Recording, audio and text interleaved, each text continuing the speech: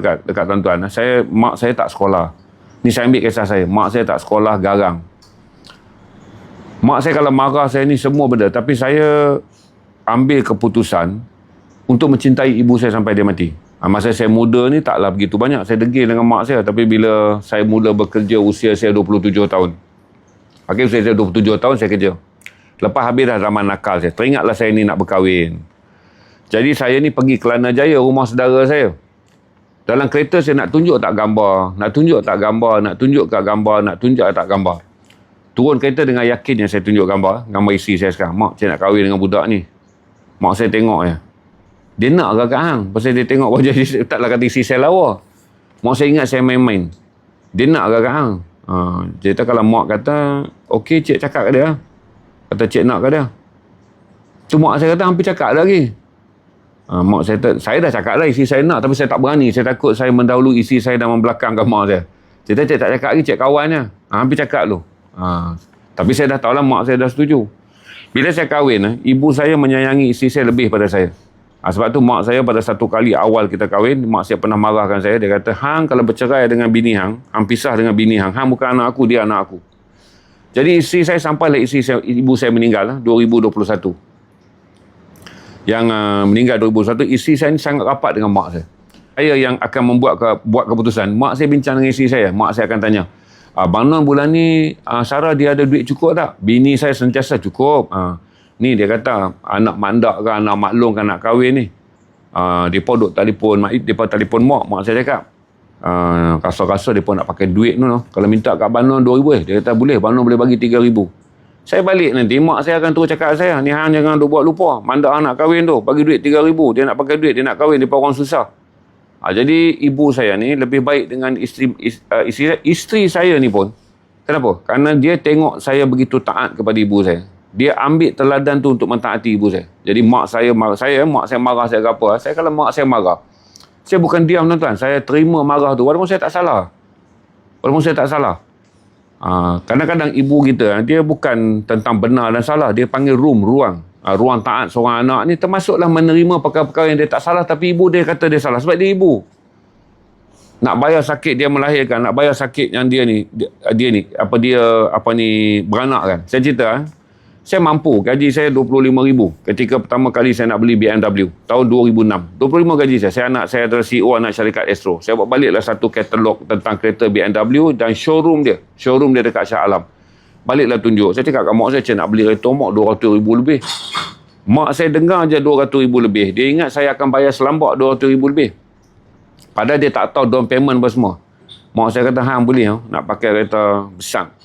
Kok hang dengan rumah dia tu macam lau ayam, rumah manja hang ayam duk bocor. Hang tak ada salah apa nak pakai kereta mahal. Mak saya pada waktu tu memandang saya dengan penuh rasa hina. Tak pernah saya rasa sampai sekarang tuan-tuan. Kesedihan saya adalah ibu saya berbincang, ibu saya menjawab soalan saya ni ada seorang anak yang hina. Tak tahu tentang susah kakak saya, rumah manja saya tak bocor. Saya tutup dulu dan saya tak beli BMW tu. Hinggalah ibu saya meninggal dan ibu saya meninggalkan pesan yang sekarang ada 2 lagi yang saya kena tanggung. Mak saya kata anak-anak menakan hang kalau masuk universiti hang lah tanggung. Sampai sekarang anak menakan saya kalau masuk universiti semua saya tanggung. Semua anak saudara saya di universiti saya akan tanggung. Pengajian mereka. Sebab itu pesan arwah mak saya sebelum dia meninggal 2021. Berarti semua benda yang ibu saya suruh ni saya patuh sebab saya fikir dalam hidup ni akan ada sekali. Saya ambil falsafah dalam hidup saya akan ada sekali. Dalam hidup tu sekali saya hanya ada satu ibu. Dan tak ada benda dalam dunia ni yang boleh kawal saya. Okey, yang tak ada benda dalam dunia ni yang boleh kawal saya. Kecuali ibu saya. Dan bila ibu saya meninggal, tak ada benda yang boleh dalam dunia ni boleh mengawal saya. Melainkan ingatan kepada ibu saya. Saya anak ketiga. Jadi saya beritahu pada tuan-tuan, tak perlu rasa... kenapa nak rasa kecil hati dengan ibu? Saya lasakkan diri saya dengan ibu saya hinggalah jadi kawan baik. Masa hari-hari ibu saya dah tua, ibu saya selalu baling saya dengan kasut. Mak saya ni duduk satu masa tu dia baru kena lymphoma cancer. Badan dia belum lagi dapat adopt darah baru kan. Dia kena masuk 2 pint darah, 3 pint darah setiap 6 bulan. Jadi saya nak keluar malam. Mak saya tak suka saya keluar malam. Saya dah besar tuan-tuan, beruban dah. Dah tua dah, nak keluar malam pergi minum-minum kawan saya. Mak saya duduk, hang nak pergi mana? Saya nak pergi kelab malam, menari mak ni malam minggu orang duk pergi joget kelab malam. Mak saya pegang kasut tu balin. Saya duk buat manja, saya tak elak. Saya nak kasut tu kena saya. Saya duduk itu. Kita dekat je saya dengan jarak pintu mak saya kena kasut. Mak baling kasut kat cik. Habislah cik, tak masuk syurga lah cik. Tak masuk syurga lah cik. Saya duduk riau tu, guru tak masuk, duduk syurga. Kasut pakai. Tadi kasut ikat. Tak masuk syurga lah cik. Tak masuk syurga lah cik. Mak, Assalamualaikum lah mak. Jadi anak derhaka cik malam ni. Saya keluar rumah. Bila hari-hari siang ibu saya murung kerana salah satu daripada ambil ubat ni sakit kerana dia ada kanser. Saya pergi tidur sebelah ibu saya. Tidur sebelah dia. Mak peluk cik mak. Mak peluk cik. Cik bawa balik kerja, mak peluk cik. Mak saya peluk saya. Saya masih tidur di atas riba ibu saya. Ketika saya tua. Jadi bila ibu saya meninggal, saya tak menangis. Setitik pun air mata saya tak keluar. Sebab saya fikir kata dalam hidup, bukan saya tak keluar sebab saya pertahan. Sebab saya tak akan perlu menangis. Sebab saya telah melakukan semua benda yang saya boleh buat selama ibu saya hidup. Hanya satu yang saya tak boleh buat, menafikan kematian. Dia sakit, ubat, segala benda saya tolong. Cuma satu je yang saya tak boleh tolong, menafikan kematian. Sebab itu tak ada manusia boleh tolong sebab ajar dan maut itu pasti. Jadi hari itu pun ada orang tanya pasal kecil hati dengan mak. Saya fikir mak saya kecil hati dengan saya lagi banyak. Yang tak terbayar oleh seluruh hidup saya. Kalau saya ada 7 kali kehidupan pun, saya tak boleh menyelesaikan hutang satu kehidupan yang mak saya kecil hati. Tak ada kola putih. Kalau nak kola putih, tuan-tuan pakai je yang dekat dalam ni macam saya. Saya pakai dalam lah. Sebab untuk dapatkan baju tebal ni nampak cantik dan nampak stable. Saya pakai 2. Lepas tu saya pakai inner ada tangan. Tuan-tuan, ni lah, kola putih tak ada.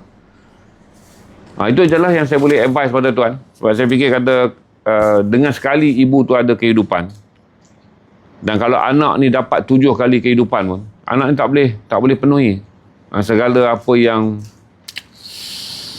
ibu kita kecil hati. Saya tak tahu waktu saya jahat tu apa ibu saya tanggung. Ibu saya tak pernah luahkan apa yang dia rasa luka selama 7 tahun saya hidup jahat. Ibu saya jaga saya sekolah tapi saya kena buang sekolah kerana saya jahat. Walaupun saya boleh tebus dengan masuk ke universiti, saya boleh tebus dengan kerjaya saya berjalan dengan baik. Saya boleh tebus beli rumah kat ibu saya dulu. Lepas tu ibu saya kata dia tak nak duduk rumah tu. Dia nak duduk rumah dia yang lama je, rumah flat yang kecil. Saya pujuk ibu saya datang tinggal saya, dia tak nak. Bila saudara-saudara semua meninggal, ibu saya dah tak ada kawan, baru dia datang duduk saya 2014. Dan ibu saya meninggal 2021. Bila duduk dengan saya ni, kerana ibu saya tak sihat kanser, hari-hari dia akan ada masalah, dia tak boleh buang ke orang lain, dia buang pada saya. Sebab saya pancing bag dia. Jadi bila dia naik angin kerana mood dia sakit, dia ambil angin kerana ubatnya, kira-kira kanser limfoma ni sakit. Saya balik nampak muka saya, dia akan marah. Dan bila dia marah, saya akan tengok tepat, saya tak bergurau. Lepas tu saya akan minta ampun. Padahal mak saya marah sebab kes lain. Sebab adik-beradik saya lain segala macam lah masalah. Dia lepaskan pada saya. Saya akan minta ampun. Saya tak ampun mak. Cik pun tak tahu macam mana nak buat. Mak sakit. Saya cakap, cik sihat. Cik boleh dengar dalam mak cakap apa pun sebab cik tak boleh ambil sakit mak. Mak sakit, saya cakap. Jadi bila saya ulang kata saya faham keadaan mak saya sakit, mak saya lama-lama dia diam. Pada hari-hari yang dia rasa dia bersalah, dia tak cakap, dia pegang kepala saya. Ni ambil makan ni, aku masak ni. Mak saya walaupun sakit, dia boleh masak kan. Setiap kali dia pegang kepala saya tahu di dalam fikiran dia terlintas banyak benda yang dia dah marah saya apa semua. Tapi ibu takkan minta maaf. So saya nasihat gitu je lah pada anak-anak. Dan saya bagi tahu pada tuan-tuan, sepanjang mana pun rezeki tuan-tuan, sepertiga daripada hidup tuan-tuan akan lalui tanpa ibu. Kalau tuan-tuan umur panjang dalam ukuran manusia. Salah satu daripada yang merubah hidup tuan-tuan dengan begitu besar, tuan-tuan ke kubur, melawat kubur ibu anda sendiri. Raya, dulu kita raya ada mak kita. Dan kenapa kita akan menangis di pagi raya? Adalah itu tanda-tanda raya yang mak kita dah tak ada. Saya nasib baik, saya tak kuat beraya. Saya raya ni, saya pergi semayang raya dan balik je. Daripada dulu mak saya ada pun, raya saya balik, lepak. Saya makan-makan mak saya tidur. Beraya sekejap, saya akan tidur. Dan sekarang mak saya pun tak ada. Dan menjadikan hari raya tu hanya pergi ke kubur mak saya. Dan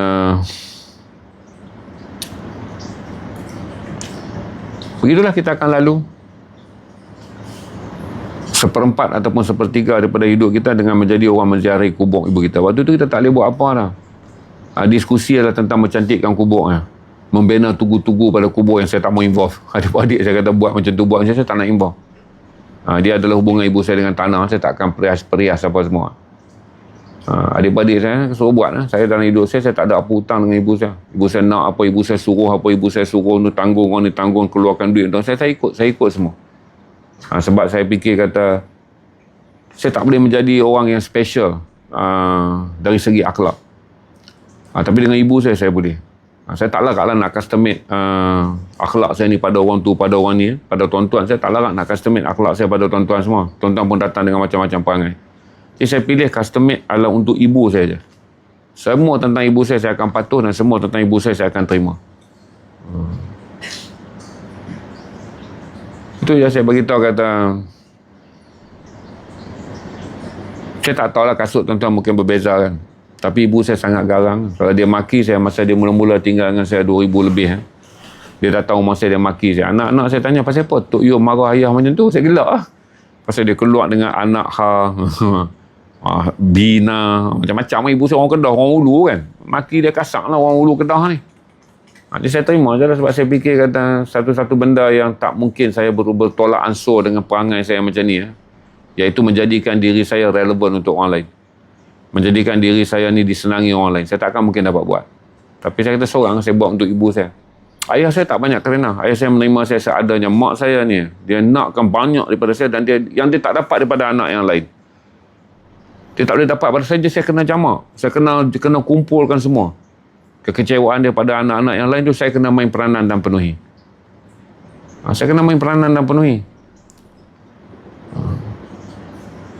Dulu mak saya selalu tegur saya kan. Saya pergi mancing hari Sabtu. Hang cuti dia kata pergi mancing. Saya kata pasal apa kan? Dia kata mak nak berjalan. Dia tak nak berjalan. Saya kata pergilah dengan Sarah, isteri saya, dengan anak-anak, dengan cucu saya. Saya faham. Aku nak jalan dengan hang. Adalah hari-hari yang tertentu. Saya pun simpan barang mancing. Lepas tu saya pun ambil mak. Bila nak masuk dalam kereta, mak saya nanti rasa serba salah pula. Dia tengok kan saya punya kotak mancing tu dah ada dalam kereta. Beg umpan saya dah ada dalam kereta. Bila saya naik kan, saya tahu mak saya rasa bersalah. Kan mak ni dia ada rasa. Saya kata apa mak, tak apa, minggu esok cik boleh mancing, esok rehat cuti lagi. Pergi jalan bawa mak saya pergi makan, hantar aku balik. Bila saya hantar mak saya balik, saya tak berani keluar mancing lagi. Sebab saya kata, sebab mak saya kata aku nak jalan dengan saya duduk. Hampir mengai. Mak saya hampir mengai, barulah saya keluar. Jadi banyak kali yang saya lalui, yang saya fikir kata kalau sampai hari ni saya akan mengenang ibu saya dengan, bukanlah menangis sedih, memang sedih, tapi saya akan mengenang kata harap-haraplah Allah terima bahawa tak ada benda yang ibu saya harapkan daripada saya yang dia pernah sebut dengan mulut. Yang dia ada dalam hati saya tak boleh tahu. Yang tidak saya penuhkan. Itulah saya bagi tahu pada tuan-tuan. Jadi selalunya orang cerita dekat saya kecil hati dengan ibu. Saya fikir kata macam mana awak nak lalu hidup yang begitu penuh dengan kekerasan kalau dengan ibu awak pun awak tak boleh. Saya anak nombor 3. Saya tak tahu macam mana awak akan melalui kehidupan yang lain yang lebih keras kalau dengan ibu awak pun awak kecil hati. Kita tak kecil hati dengan bos kita marah kita sebab pada bos kita ada keharapan naik pangkat.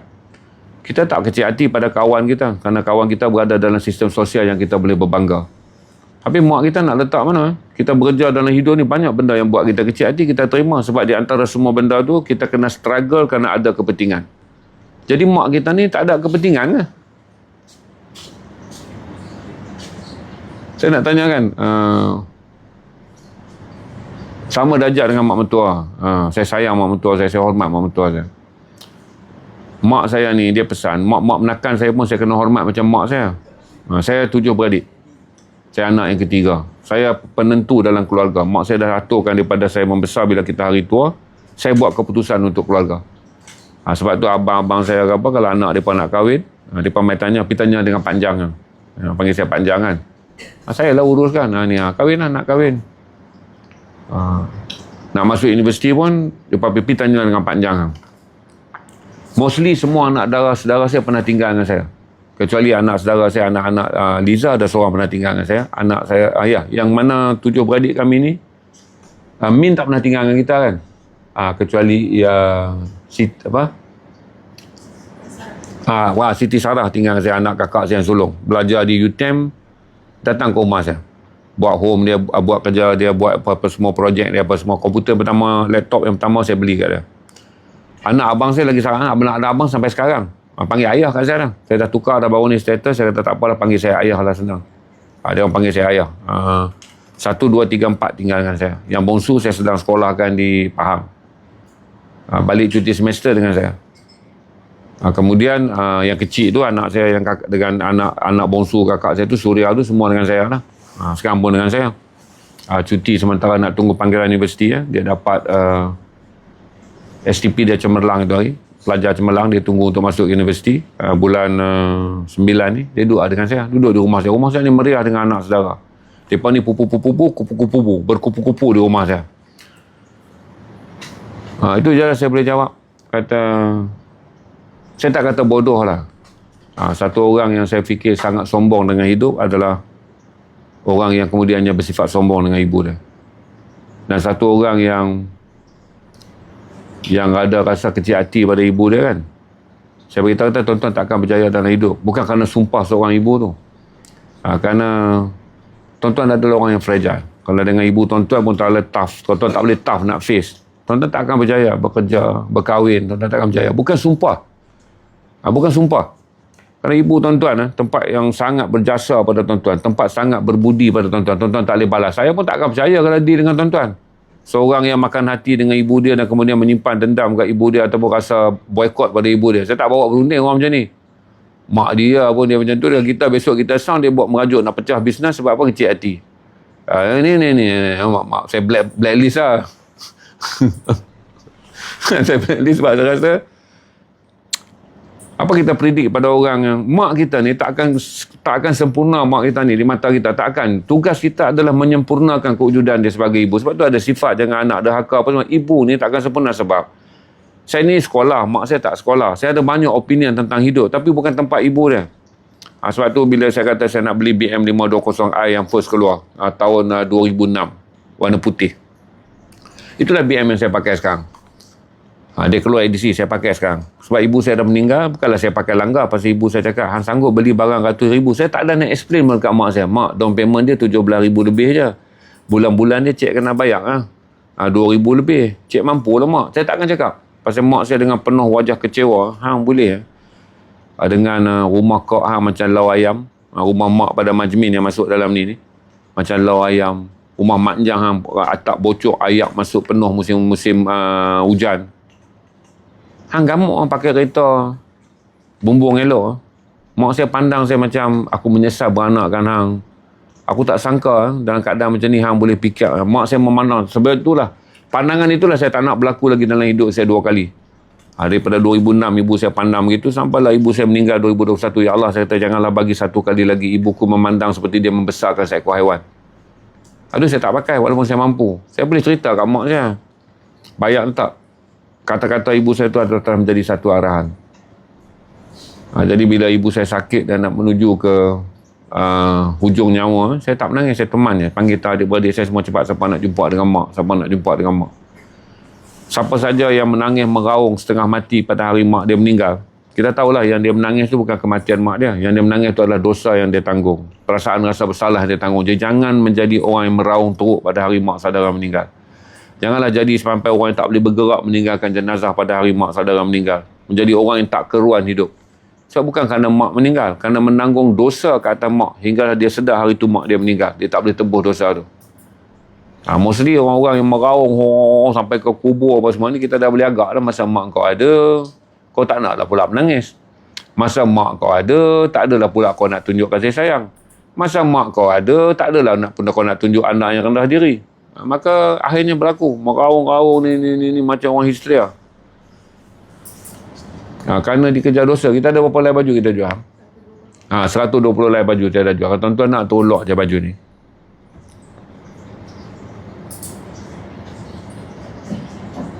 Jadi saya sambil itu saya takut algoritma AI. Back masih jalan ni.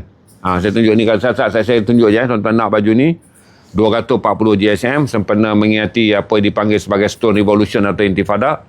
Ini adalah poster yang tak di-copyrightkan oleh pemilik poster yang menghasilkannya untuk tujuan menyokong Palestin dalam Intifada 87-93 yang mengorbankan 3,000 orang lebih. Intifada yang kedua tahun 2010 hingga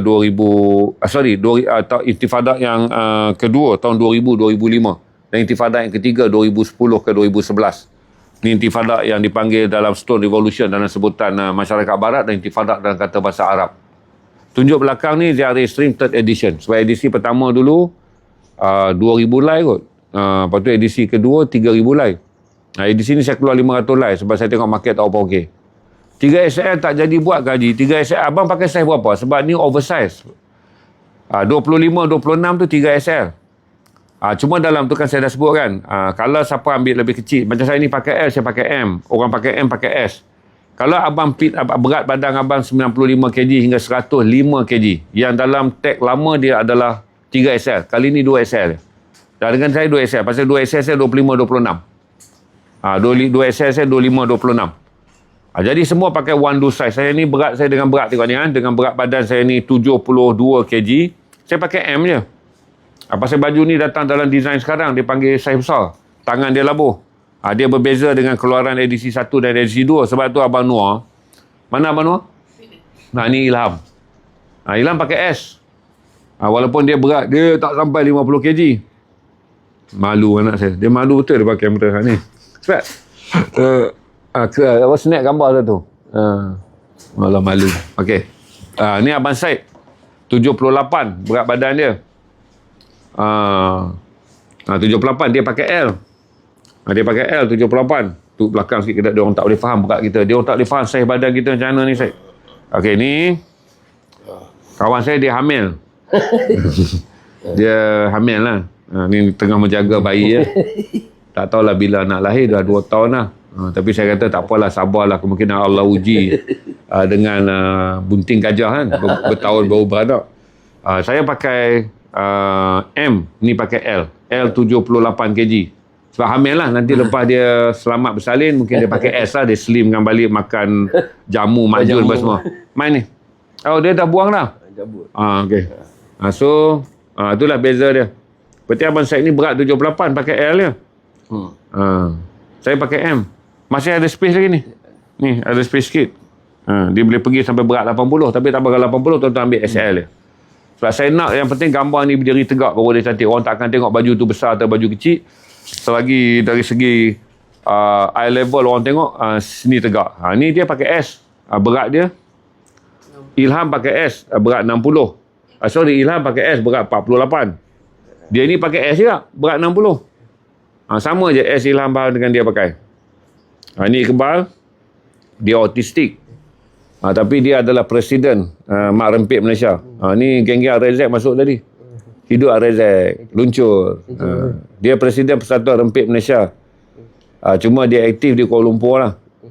Kalau tuan-tuan nak jumpa dia malam-malam untuk geng-geng rempit nak pergi bersalam cium tangan dengan kanda Iqbal, tuan-tuan boleh pergi ke restoran Pakistan dekat Jalan Ipoh.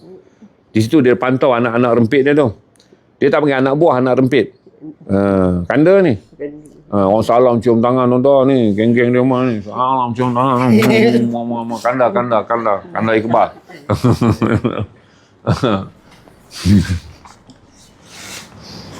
150 like capai dah. 125 like. Kalau tuan-tuan nak lock sekarang. Bukan. Dia otis. Aisyah.